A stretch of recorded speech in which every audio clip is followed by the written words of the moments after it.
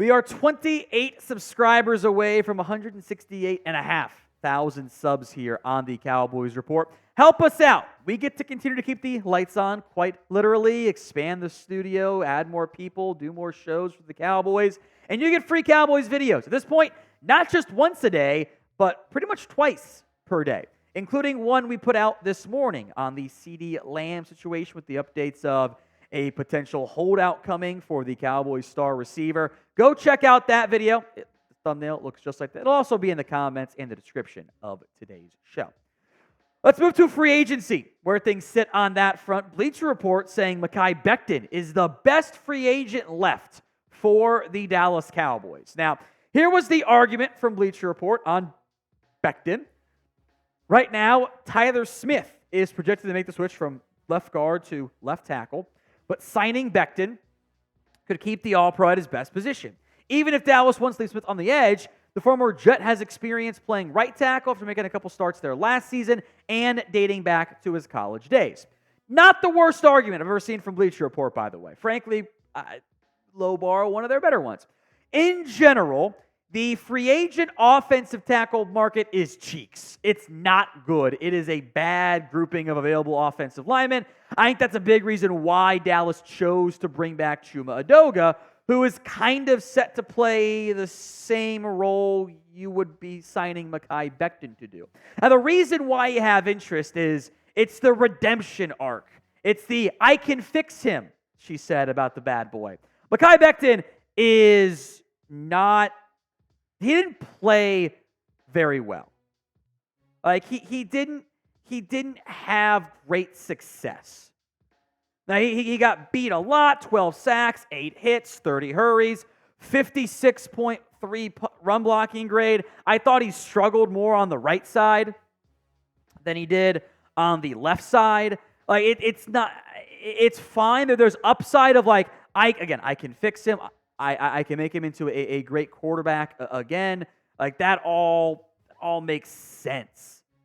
But I don't know if he's really a viable option for you along the offensive line. Tyler Smith, meanwhile, if he is your left tackle, okay, I could try TJ Bass or Brock Hoffman at left guard.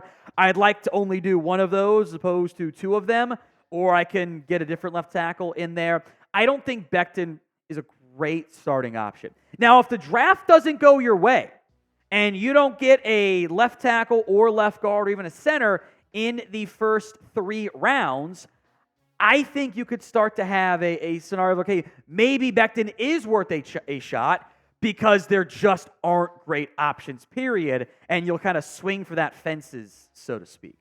So would you sign Mekhi Becton? Maybe this is after the draft even. Y for yes, N for no.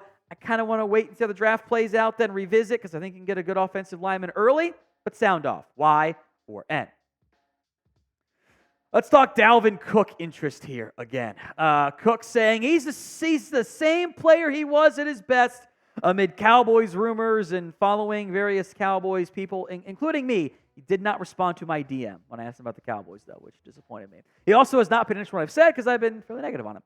Here's what Dalvin Cook told Aaron Wilson. I've got it all. The tools are still here. I didn't really get any reps last year. So the legs are fresh. The resume speaks for itself. I'm still Dalvin Cook. I'm still that guy. For me, I don't like to toot my own horn. I like to go out there and put my helmet on and line up on the grass.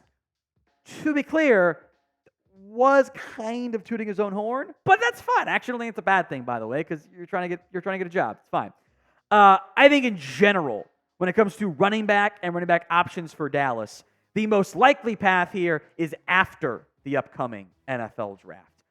Last season, a regular season only for Dalvin Cook, after we had spent a good amount of time saying like, hey, the decline is there, the signs of regression are there, the advanced statistics have identified Dalvin Cook as a potential faller in terms of his level of play, he was even worse than what I was concerned he was going to look like. He wasn't good at all for the Jets. And yes, that supporting cast was not that great.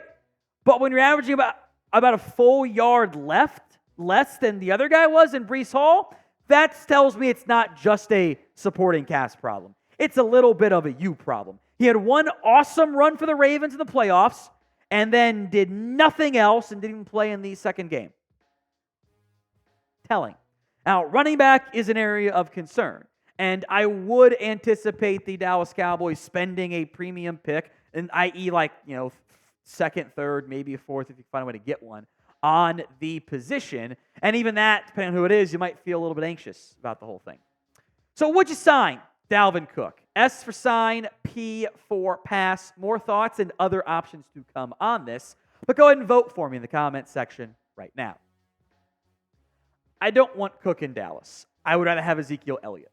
I regret to inform that he is indeed Dalvin Cook. This is not the same player that we saw at his best, who would not even be available, and I'd be all for adding if he was somehow still. It's not the same player anymore. I don't think it's realistic to expect a running back who's shown consistent decline at his age to suddenly skyrocket those numbers into a level that we would feel really good about having. The downside is there aren't a lot of great free agent backs available. There are some injured guys, swing for the fences types, low risk, high reward, but the impact could also be zero, and like J.K. Dobbins, I think Cam Akers falls in that category, Rashad Penny. Some older dudes, Ezekiel Elliott, Latavius Murray, Dalvin Cook, Kareem Hunt. And then this is an average backup, if that, maybe RB3, Joshua Kelly, Ezekiel Elliott, Boston Scott. That's why I think this team will draft a running back. And I think it'll be an early one. Trey Benson, Jonathan Brooks, Braylon Allen are all among the kind of lengthy Cowboys 30 visits. They met with Jalen Wright and Audric Estime at the Combine. Blake Corum, Bucky Irving are small. I think Irving's a 30 visit too. Smaller guy. Will Shipley has some speed. Ray Davis, actually a fun player. He's just older. Maybe the age gets into the 5th round for you. Marshawn Lloyd is blind, but he's really good when he's not fumbling and seeing the ball. There's talent there. So I think you can find a running back prospect from that perspective. So I think they'll draft somebody, and then when we sit down Monday, Tuesday, Wednesday after the draft, be like, here's top free agents. Running backs might still be on that list. Today's show is made possible by Game Time. Go to gametime.co and use promo code CHATSPORTS for $20 off your first purchase. Tickets tend to drop as events get closer, but you can kind of be anxious about making sure you get the right one. You're trying to find last-minute tickets. Game Time will have you covered. Also, keep an eye out for zone deals. You can see one for that upcoming Mariners-Rangers game out in the outfield. You pick the section. Game Time picks the seats for big-time savings in the process. Go to some Mavs playoff games once we get to that point. Those are probably going to be expensive. Rangers baseball games, far less so. Or a concert or a comedy or theater or whatever. So download the Game Time app, create your account, and use code CHATSPORTS for $20 off your first purchase. That's code CHATSPORTS, CHATSPORTS, for $20 off. Download Game Time today, gametime.co. Use that promo code CHATSPORTS. Last minute tickets, the lowest price guaranteed. Link, again, will be in the comments and the description of today's show. Devondre Sweat, latest here. The potential Cowboys draft target was arrested on Sunday for DWI. What had initially been reported as a 212 booking, which I think is still indeed accurate. The update coming in from truly moments ago as we sit here filming this was that officers run to a crash involving an SUV and a sedan at 4:41 a.m. on Sunday up at I-35 on Texas. Sweat drove the SUV, and whoever was driving the sedan had fled on foot. So, some murkier details, which means the booking was there and kind of makes me think they put him in the drunk tank for a little bit to sober up there, allegedly, of course. What's concerning here for Devondre Sweat is he had a reputation as a partier earlier in his career at Texas. He had told teams that I'm beyond that, I'm over that, I'm more mature now, it's no longer an issue. Then he gets the alleged DWI. Again, 4:41 was the actual time of the crash. I think we'll get more details. Maybe that does mean he wasn't actually day drinking, but still not a great thing to be involved with there. I think this will take Sweat off of teams' boards. Now, they'll figure this out, and this is better, in air quotes, it's not exactly a good thing to be clear, than having this happen, the Wednesday before the NFL draft. So what round, if any, would you draft T'Vondre Sweat? Go ahead and sound off for me in the comment section of today's show. In the latest edition, as the Cowboys and Dak turn, an unnamed NFL exec thinks the Cowboys are actively getting worse in order to pay Dak Prescott less. Let's explore. Here's what unnamed NFL exec told The Athletic about Dak and the Cowboys' plans. If the guy wants $60 million a year, you know what we're going to do instead? We're going to have an average team, and you're going to play worse, and we're going to get you at a better price.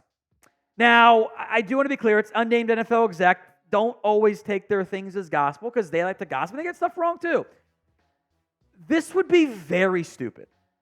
This is a very stupid idea, but it's also semi-feasible because there's no logic in any path the Cowboys' plans have been pursuing. It's a bad plan, whatever it ends up being. What we're saying is the Cowboys are going, let's waste a year of our top 10 quarterback. Let's actively get worse, make our team worse, to save what amounts to a few $1 million per year. How dumb that is? That's such a stupid plan. It's not a good idea. Either just pay him and be done with it and make your team better, or don't start your rebuild. Either of those are fine, then let's be worse. Maybe we get him for less. Because you know what? It's not the leverage from the Cowboys' perspective.